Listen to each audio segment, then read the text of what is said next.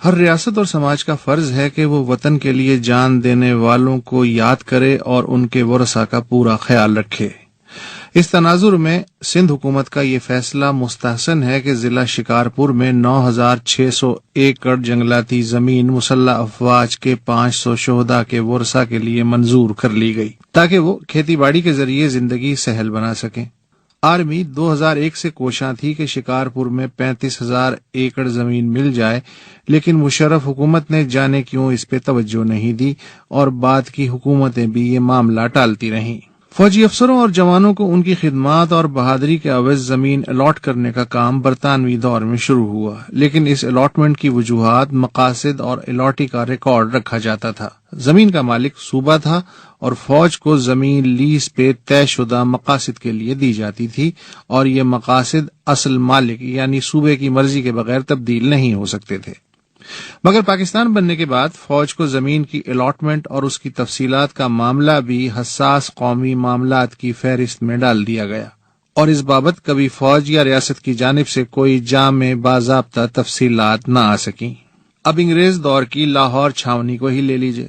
یہ زمین فوج کو A1 کیٹیگری میں لیز ہوئی تھی، یعنی اسے صرف بیرکوں، قلعہ بندی، اسلحہ خانہ، فضائی پٹی، پریڈ میدان، فوجی رہائش گاہوں، firing range, grass and dairy farms, اسپتال اور جوانوں کی تفریحی سہولتوں، پارکس وغیرہ کے لیے ہی استعمال کیا جا سکتا تھا۔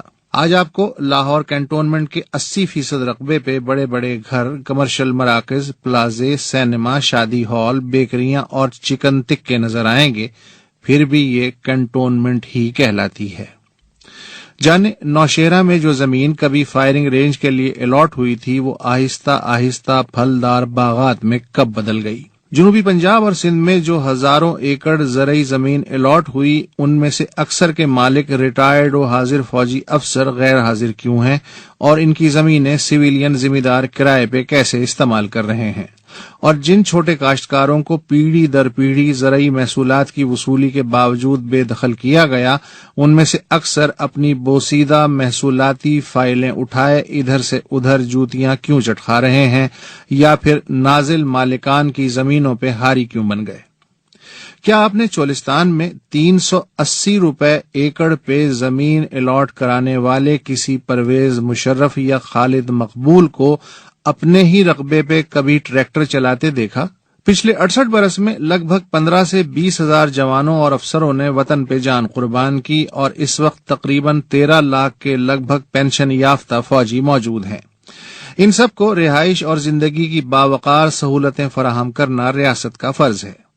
مگر یہ بات سمجھ سے بالاتر ہے کہ ڈیفنس ہاؤسنگ اتھارٹی سمیت تقریباً 27 فوجی رہائشی اسکیموں میں 75% پلاٹ اور گھر سویلینز کے پاس کیوں ہیں، جبکہ چاروں صوبوں میں لگ بھگ 12% سرکاری زمین بھی فوج کے زیر استعمال ہے، اور ماشاءاللہ اربوں روپے کا اندرونی فلاحی ڈھانچہ بھی۔